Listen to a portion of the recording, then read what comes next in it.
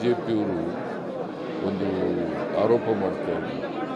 ಇದರಿಂದ ಗೃಹಲಕ್ಷ್ಮಿ ಯೋಜನೆ ಕೊಟ್ಟು ಅತ್ತೆ ಸೊಸೆಗೆ ಜಗಳ ತಂದಾಗ್ತಾರೆ ಅಂತ. ಮತ್ತು ಈಗ ಭಾಳ ಜನ ಅತ್ತೆ ಸೊಸೆನೇ ಬಂದಿದ್ದಾರೆ.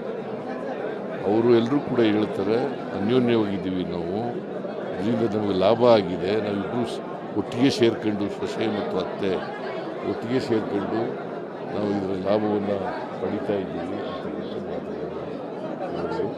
ಇದರಿಂದ ನನಗೆ ಒಂದು ರೀತಿ ತೃಪ್ತಿಯಾಗಿದೆ.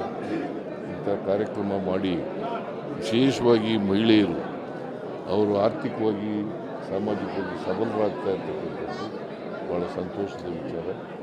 ಅದಕ್ಕಾಗಿ ಈ ಕಾರ್ಯಕ್ರಮ ಮುಂದುವರಿಸ್ತೀವಿ ನಾವು. ಮತ್ತು ಈ ಕಾರ್ಯಕ್ರಮ ಯಾವ ಕಾರಣಕ್ಕೂ ನಿಲ್ಲಿಸಲ್ಲ, ಮುಂದೆನೂ ಕೂಡ ಇದು ಮುಂದುವರಿಸ್ತಕ್ಕಂಥ ಕೆಲಸವನ್ನು ಮಾಡ್ತೀವಿ. ಚುನಾವಣೆ ಆದಮೇಲೂ ಮುಂದುವರಿಸ್ತೀವಿ. ಬಿಜೆಪಿಯವರು ಒಂದು ಆರೋಪ ಮಾಡ್ತಾ ಇದ್ದಾರೆ. ಇದರಿಂದ ಗೃಹಲಕ್ಷ್ಮಿ ಯೋಜನೆ ಕೊಟ್ಟು ಅತ್ತೆ ಸೊಸೆಗೆ ಜಗಳ ತಂದಾಗ್ತಾರೆ ಅಂತ. ಮತ್ತು ಈಗ ಭಾಳ ಜನ ಅತ್ತೆ ಸೊಸೆನೇ ಬಂದಿದ್ದಾರೆ.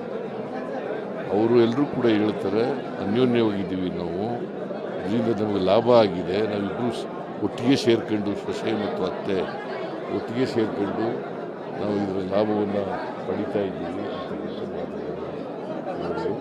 ಇದರಿಂದ ನನಗೆ ಒಂದು ರೀತಿ ತೃಪ್ತಿಯಾಗಿದೆ.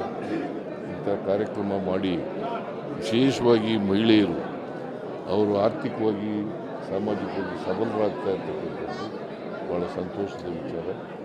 ಅದಕ್ಕಾಗಿ ಈ ಕಾರ್ಯಕ್ರಮ ಮುಂದುವರಿಸ್ತೀವಿ ನಾವು. ಮತ್ತು ಈ ಕಾರ್ಯಕ್ರಮ ಯಾವ ಕಾರಣಕ್ಕೂ ನಿಲ್ಲಿಸಲ್ಲ, ಮುಂದೆನೂ ಕೂಡ ಇದು ಮುಂದುವರಿಸ್ತಕ್ಕಂಥ ಕೆಲಸವನ್ನು ಮಾಡ್ತೀವಿ. ಚುನಾವಣೆ ಆದಮೇಲೂ ಮುಂದುವರಿಸ್ತೀವಿ.